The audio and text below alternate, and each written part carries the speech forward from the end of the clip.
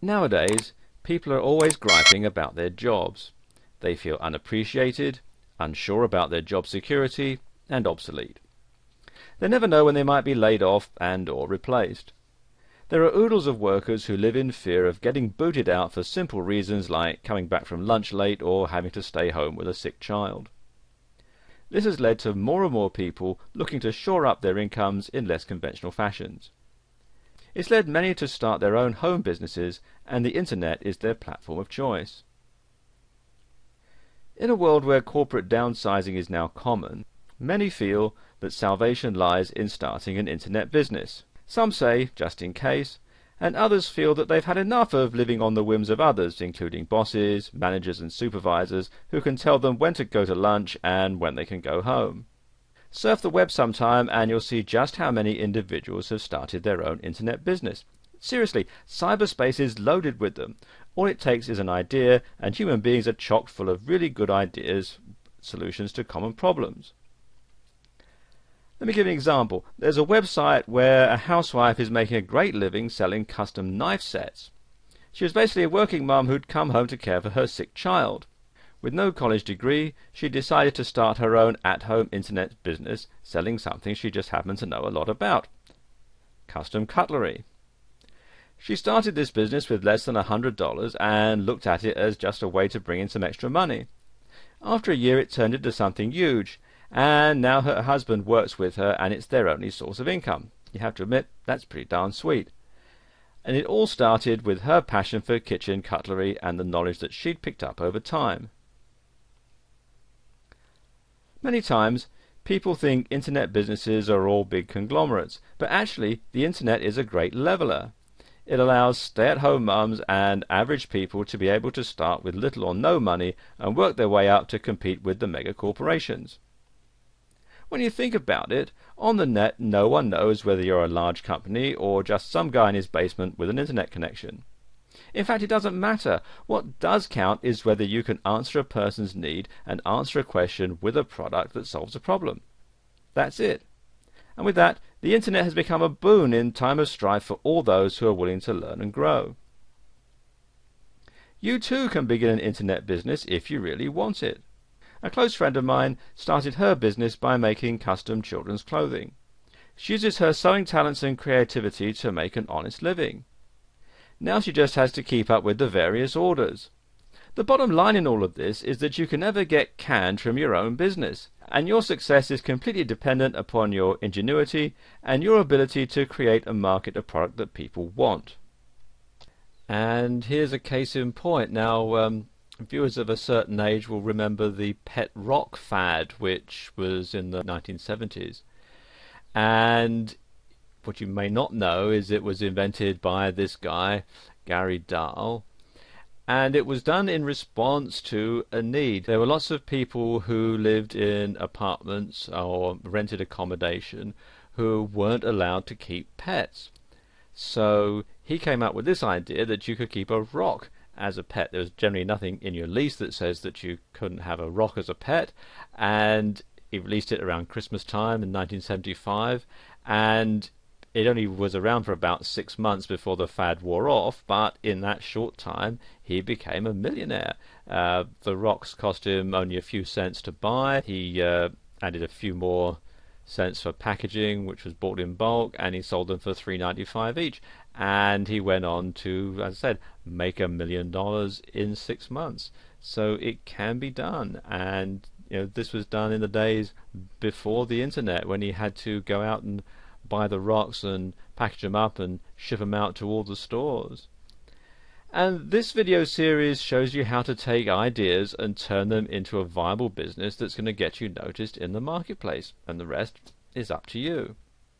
Information is what drives the web. More accurately, the search for information is what drives the web. When you start surfing the internet, querying search engines and looking at various websites, you usually have a question. Think about it.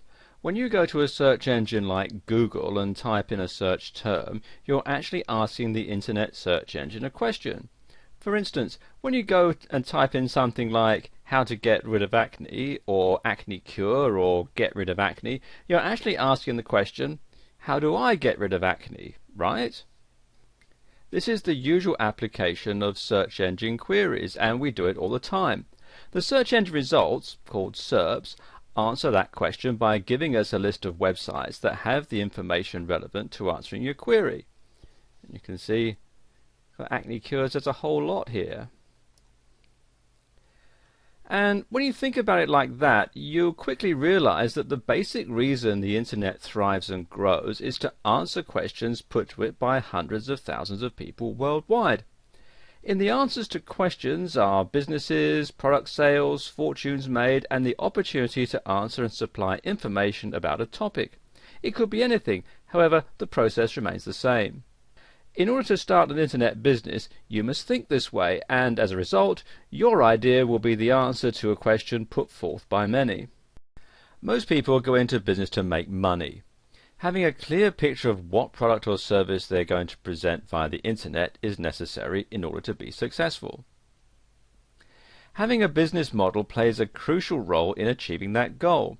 The type of environment in which a firm operates, as well as the type of changes that it faces, also play important roles. The internet stands to establish new game strategies for businesses. It renders existing bricks and mortar strategies obsolete, while creating opportunities for wealth creation via the web.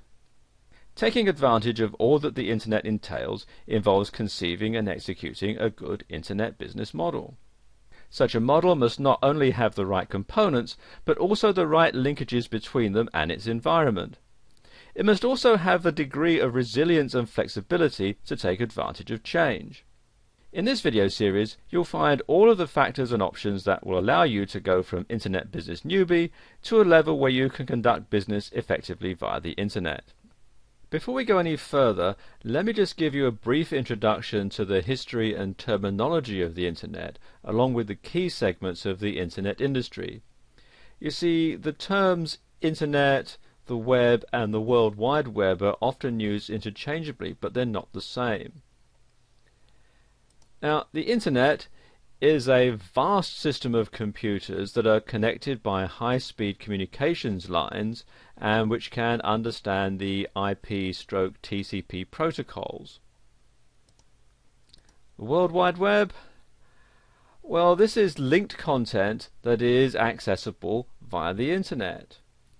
It's written in HTML, which stands for Hypertext Markup Language, and it's viewed through a browser like Microsoft Internet Explorer, Mozilla Firefox, Google Chrome, and so on.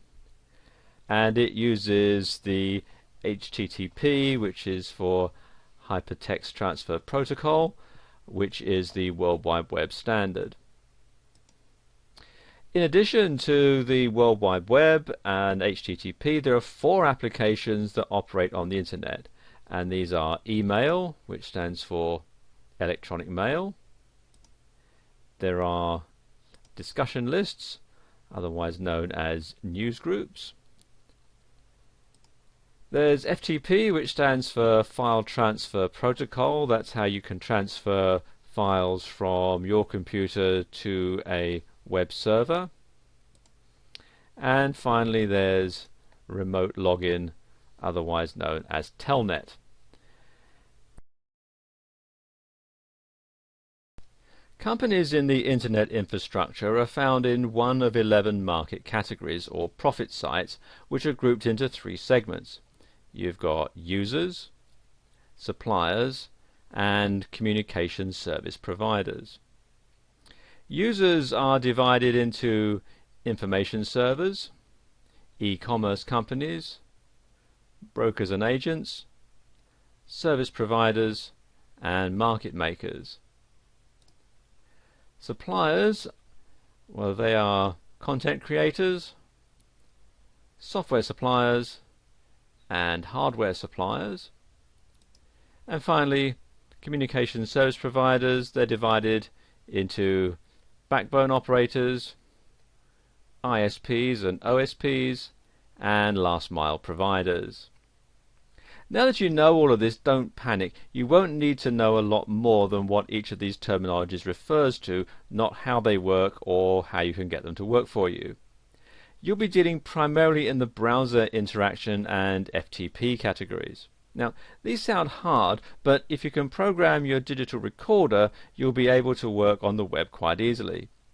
Even if you can't program your recorder, with a little study, you'll be able to get a website up and running pretty easily. Everything today has been streamlined, with results being the priority and not programming acumen. Of all the business models presented, one of the most popular and considered the best business model is the information-based model. While we go over all four categories that sell via the internet, you'll notice that one of the best, fastest growing models involves the dissemination of information via audio, video, and written media. A popular form is all digital, with no physical products to store, ship, or keep track of. A digital product has an infinite shelf life, can be downloaded at the convenience of the buyer, and never needs service. It's universal and easy to set up and maintain.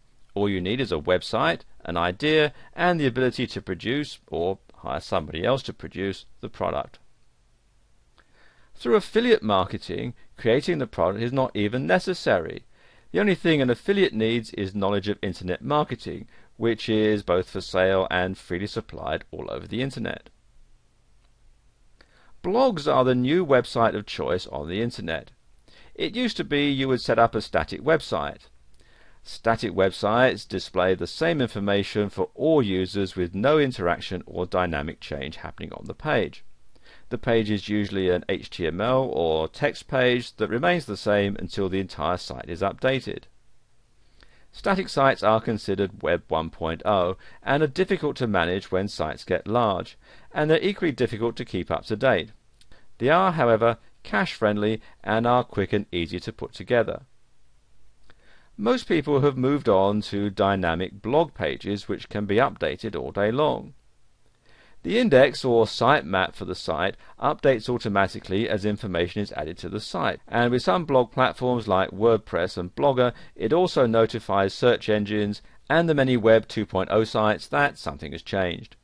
Because of this, blog platforms have become the ideal and most popular format for websites to be built on.